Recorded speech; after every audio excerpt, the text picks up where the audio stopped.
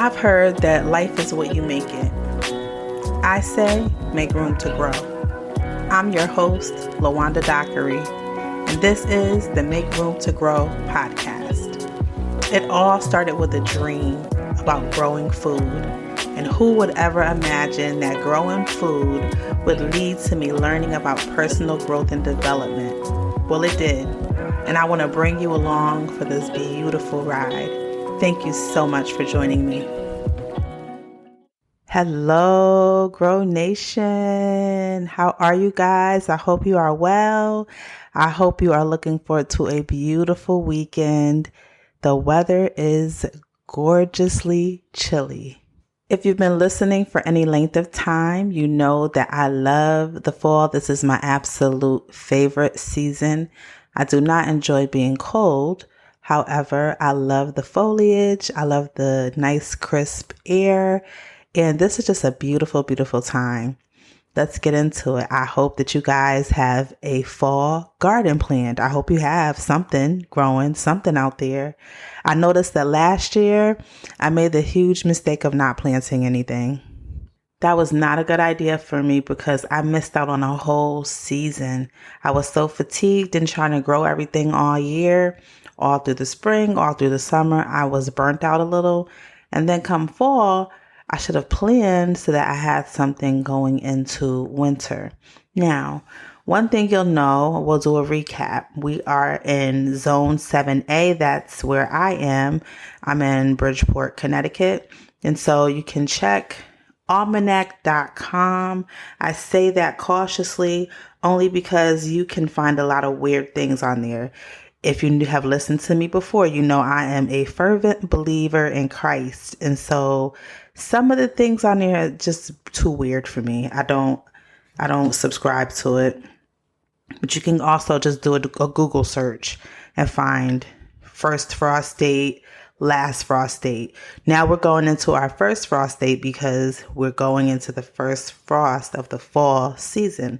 So if you put in your zone, you put in your information, you ask what's my first frost date, you put in your zip code.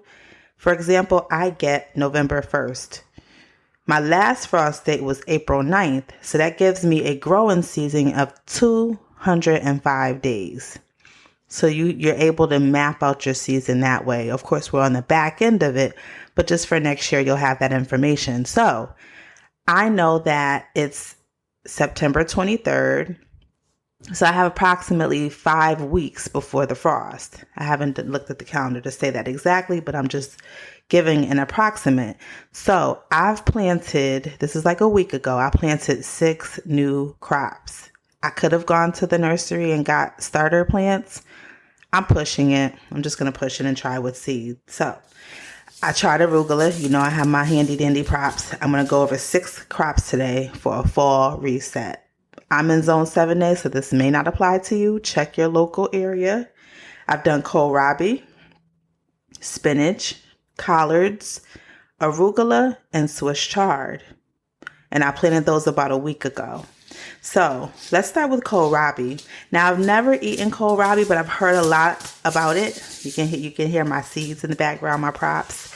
And supposedly it has a cabbage-like taste to it. It's a crop that has a bulb at the base of it, and it is Kohlrabi early purple Vienna variety. I've ordered these from Baker Creek Heirloom Seeds, and you know that's a favorite place of mine, rareseeds.com. This is a early variety, so it should mature in about, I think this told me 50 something days.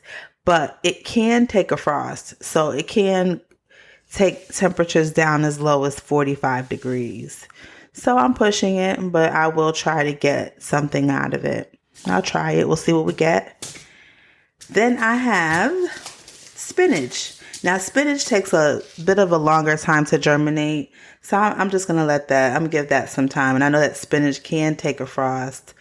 Ideally, this says soil temperature should be 50 to 70 degrees, but I know that spinach can take much cooler temperatures than that.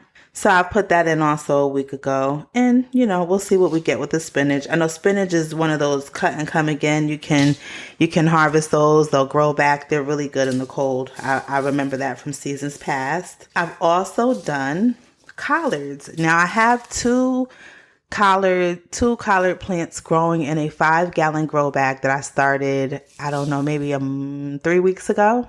Those are doing really well. And so I'm just seeing what I get with these. Now, these are the Georgia green variety. And so the leaves are a little bit crumpled. They don't look like your typical collards, but they are. They'll suffice. And so this should be mature. This should mature in about 70 days. And so we'll see what we get there. Like I said, so far it's doing well. And I know these can take a frost because, as I've mentioned before, growing up, we would not eat collard greens unless it had gone through a frost. If you saw, when I was younger, if my grandmother saw someone preparing collard greens in the summer, she'd be like, oh no, we don't eat collards this time of year. They're not ready. The frost has to hit them. And I never understood what that meant until now. I understand that it makes the greens sweeter and more tender. The wisdom they had before, I tell you, they knew a lot. Also, I have Swiss Chard. I'm going to try it again. I don't know why I'm not having good success with it, but supposedly it's a very healthy green. I've heard it likened unto beet greens. And they have different colored stems. You have your ruby, your gold color, your white stems. And so hopefully we'll get something from that. That's 30 to 60 days for harvest. And then I have mustard Japanese giant red greens. I'm going to try those again. Those are the ideal temperature, 55 to 70 degrees. And again, with all these greens, you can eat them and pluck them earlier if you want more tender greens. Maybe especially the mustards, maybe you want to throw it in a salad, the Swiss chard. Like the greens, you can always put them in a salad and have them as a baby version and more tender variety. Last on the list is arugula. Now, I love me some arugula. You can make salads with this. It's spicy, so that's the only thing about that. But I love a good spice. You can sow these now. I've sown these a week ago, as I mentioned, and they've already germinated for me. So I will transfer these into the tower probably in another week or so. They like 50 degrees to 70 degrees in temperature. So get you some arugula in your grow bags, in the ground, wherever and however you choose to grow them. Let me recap. I know I gave a wrong count at the beginning of this. 6 crops for your fall reset: kohlrabi, spinach, collards, arugula, Swiss chard, and your Asian mustard, Japanese giant red mustards. I botched that name up, but your mustard, Japanese giant red variety. All of these things are going to grow really quickly. When you're dealing with your greens, you're talking about 45 days, probably 50 days max. I know collard greens says 70 days, but they're just greens. You're not waiting for anything to flower and produce a fruit for you. So you should be able to pick them early. Except for the kohlrabi, which you're waiting for it to bulb up. There's really nothing growing but green, so you should be all set with being able to do this in the fall. If you want to get your starters, just grow something. Do your fall reset, clean out everything from the summer. I had cucumber vines to clean out. Some I still have to clean out. I had string beans that I cleaned out of pots of my 5-gallon buckets. I have some carrots that I'm still waiting on to finish growing. And get your greens started. You can have a beautiful bouquet of greens to cook and to stew down and to put in your salads, to use for smoothies. I just want to see you guys growing. All right, that's what I have for today in your fall reset. I thank you for listening. And until next time, I want you to be intentional about those areas in your life where you are going to make room to grow.